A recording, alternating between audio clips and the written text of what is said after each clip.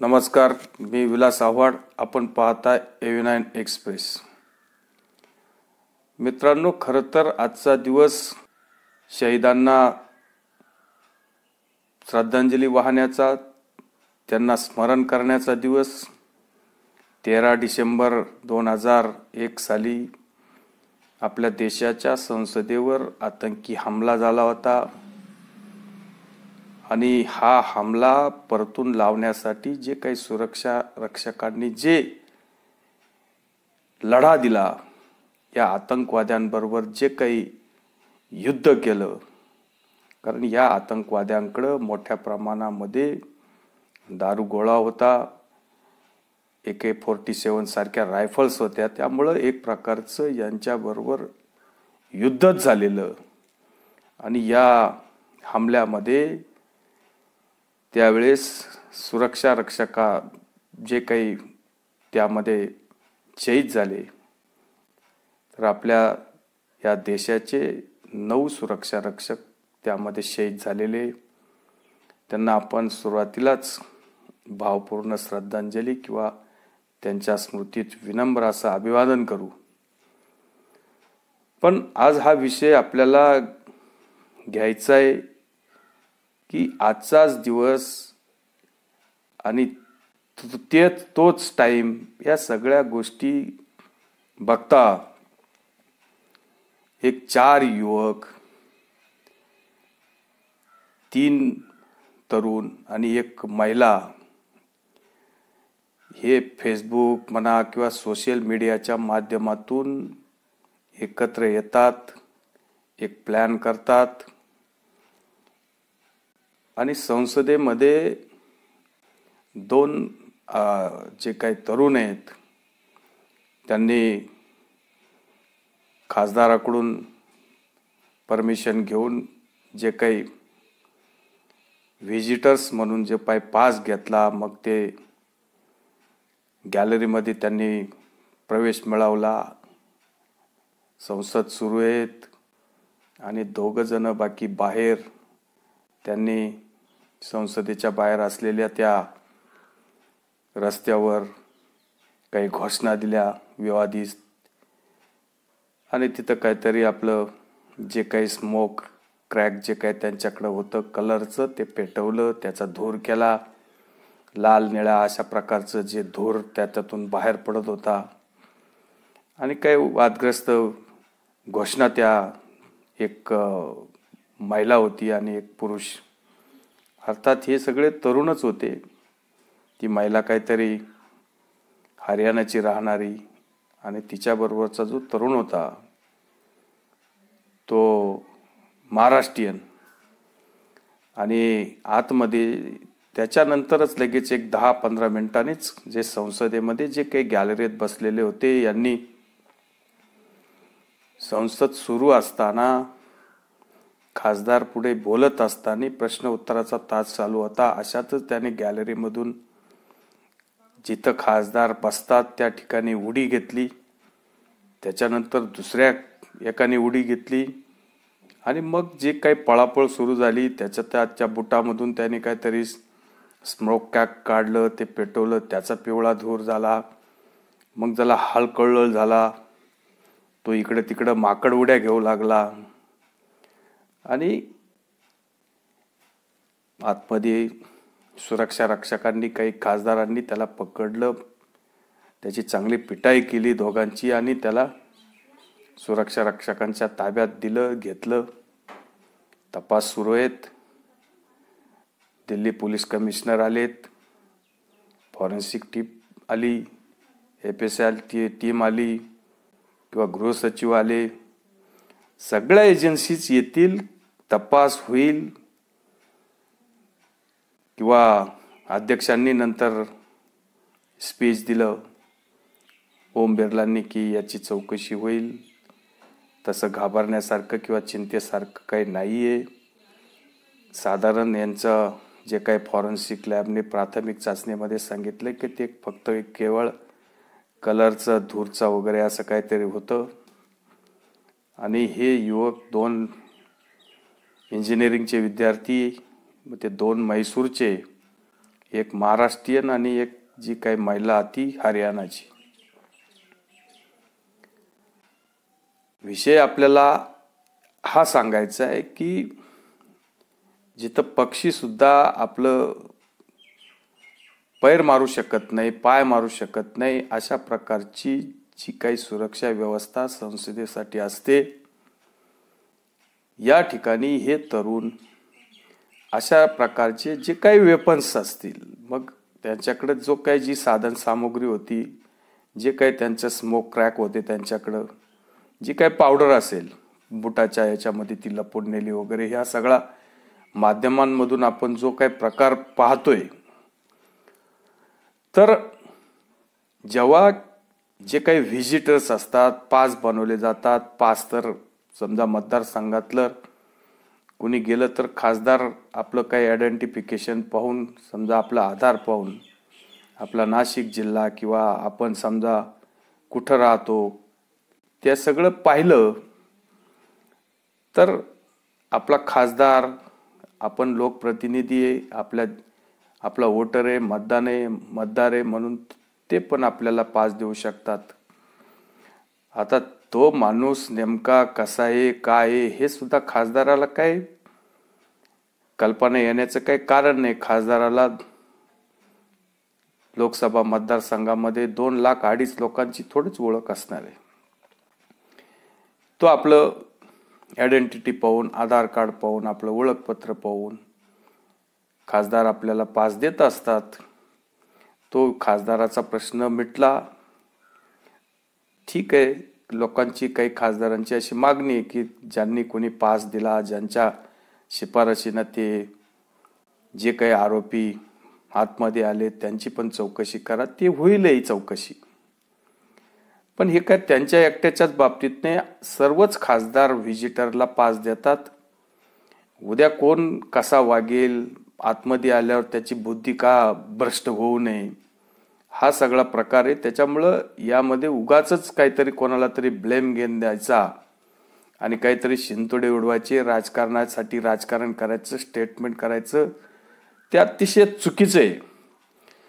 तरी पण आपल्याला जे काही म्हणायचंय की इथं इतकीच टाईट सिक्युरिटी असताना हे लोक जेव्हा व्हिजिटर, हा खासदारांना प्रोटोकॉल असतो, खासदारांची काही तपासणी होत नाही, खासदार डायरेक्ट येतात, त्यांचं आयडेंटिटी दाखवल्यावर खासदार डायरेक्ट येतात, त्यांची कुठलीही तपासणी या CRPF कडून होत नाही. आणि ही संसदेची जी काही सुरक्षा व्यवस्था आहे ती CRPFच्या हातात आहे. इथं जवळजवळ 24 तास 2-2.5 हजार सुरक्षा रक्षकांचा पहारा असतो. 24 तास अगदी डोळ्यात तेल घालून. त्याच्यामुळं खासदारांची तपासणी होत नाही, पण जे काही व्हिजिटर्स येतात, जे काही लोक संसदेचं कामकाज पाहायला येतात किंवा संसद पाहायला येतात, अशा लोकांची चौकशी जरूर होते. आणि यांची चौकशी ज्या पद्धतीने व्हायला पाहिजे त्या पद्धतीमध्ये काही ना काही चूक झाली हे आपल्याला नक्की मान्य करावं लागेल. आणि हे जी सुरक्षा व्यवस्थेमध्ये जिथं कुठं लॅब्स आला असेल त्याचं CCTV फुटेज पण आपल्याकडे असणार आहे, त्याची पण चौकशी करायची. या सगळ्या चौकशीमधून जी काही सुरक्षा व्यवस्थेकडून काही लॅप्सेशन झालेले, अतिशय गंभीर अशी चूक झाली, त्यामुळंच हा जो काही प्रकार घडला. आणि त्याने जी काही पावडर बुटामध्ये आणली, कशात आणली, हा सगळा जो प्रकार आहे तो आता या सगळ्या चौकशीतून बाहेर येईल, तपासातून बाहेर येईल. त्याच्यावर अनेक समित्या नेमल्या जातील किंवा त्याचा तपास लवकरात लवकरच लागेल. पण जे काही भरकटलेले तरुण, यांना कायदा किंवा व्यवस्था याच्याशी काही मतलब नाही, यांना कुठंतरी हायलाईट व्हायचं, TV माध्यमात यायचं, याच्यासाठी जर अशा पद्धतीचे गंभीर असे गुन्हे जर करत असतील तर यांचं लाईफ उद्ध्वस्त व्हायला काही वेळ लागणार नाही. आता जे काही याच्यातून समोर येईल ते येईल की यांचा उद्देश काय होता, यांना नेमकं कोणी प्रोक केलं होतं, यांचा ब्रेन कोणी वॉश केला होता, यांच्या पाठीमागे कुणी पाठीराख्या आहेत का, किंवा याचा कुणी मास्टर माइंड आहेत का, या सगळ्या चौकशीतून सगळ्या गोष्टी बाहेर येतील. पण सुरक्षा रक्षकाकडून ही झालेली अतिशय मोठी चूक आहे आणि याच्यावर साधक बाधक चर्चा खासदारांमध्ये होईल.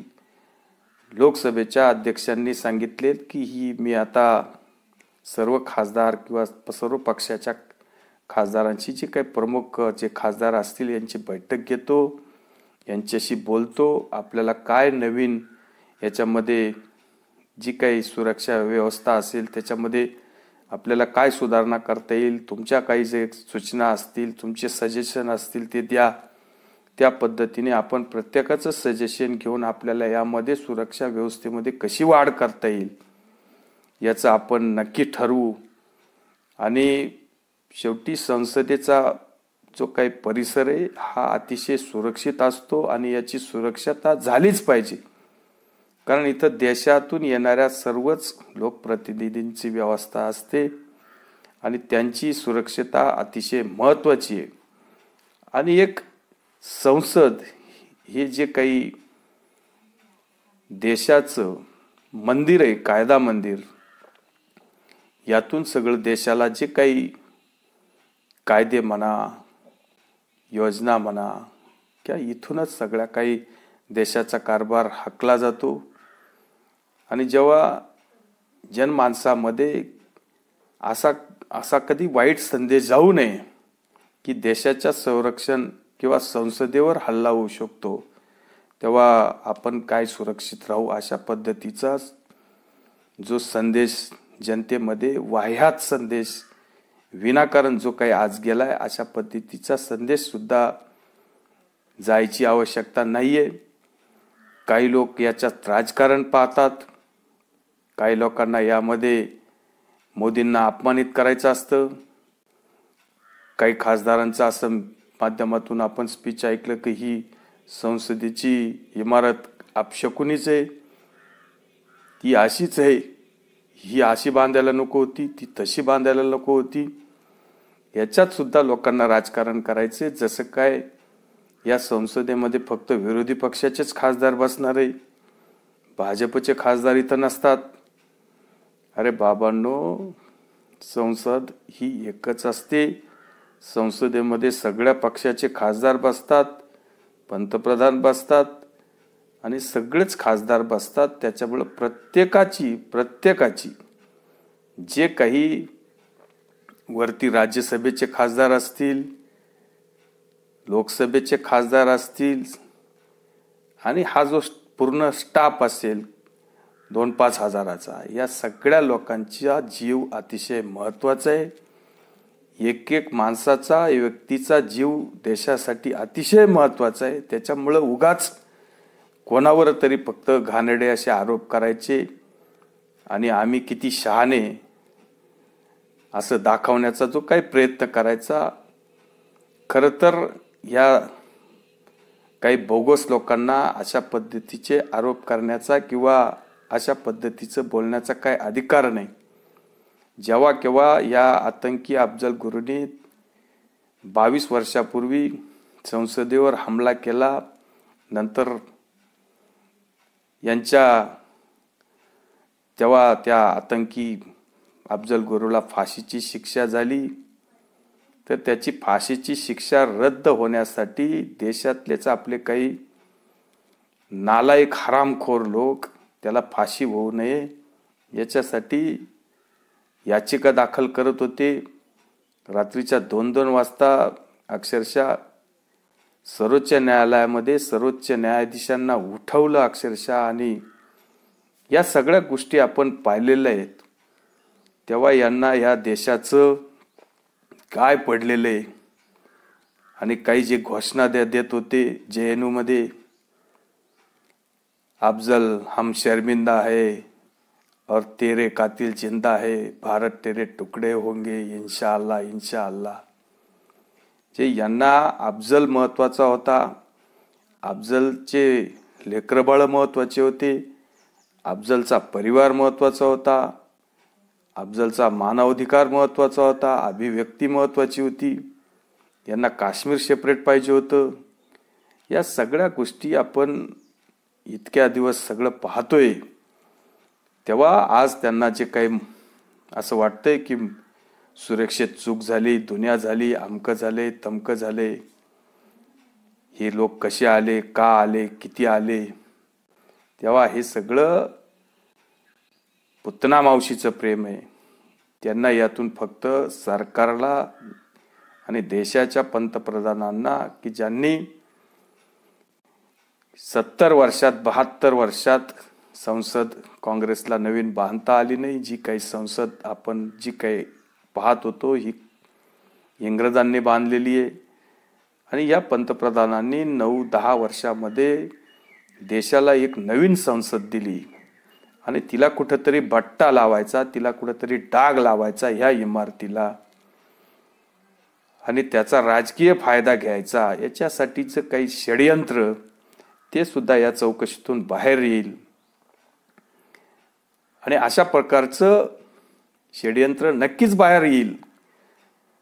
या सुरक्षा यंत्रणा एजन्सीज या सगळ्या षडयंत्राचा पर्दाफाश करील. पण तरी पण जे काही व्हिजिटर्स असतात याच्यासाठी पास बनवले जातात, त्याच्यासाठी काही सक्त कडक नियम पाहिजे.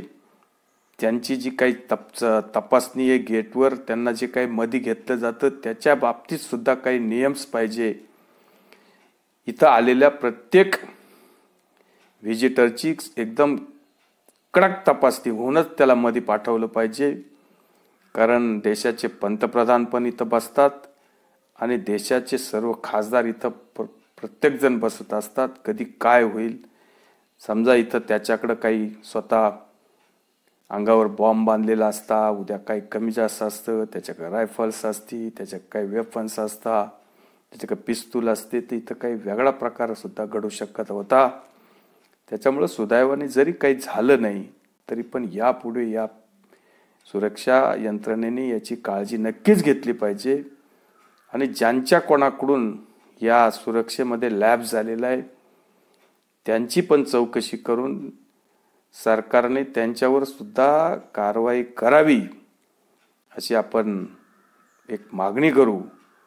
आणि अशा प्रकारचे प्रकार परत देशामध्ये होणार नाही. आणि राजकारण्यांनी राजकारण फक्त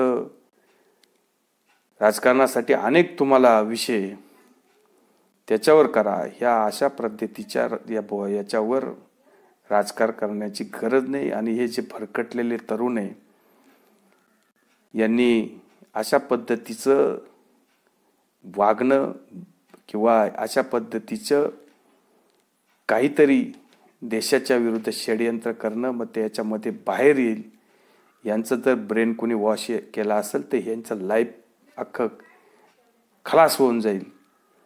तेव्हा अशा पद्धतीचं जे काही जो काही एक प्रकारचा छोटासा हमलाच म्हणा, याची संपूर्ण चौकशी योग्य मार्गाने योग्य दिशेने होईल आणि यातून दूध का दूध और पाणी का पाणी होऊन जाईल अशी आपण अपेक्षा करूया. तुर्तच थांबतोय. व्हिडिओ आवडला असेल तर लाईक करा, शेअर करा. धन्यवाद.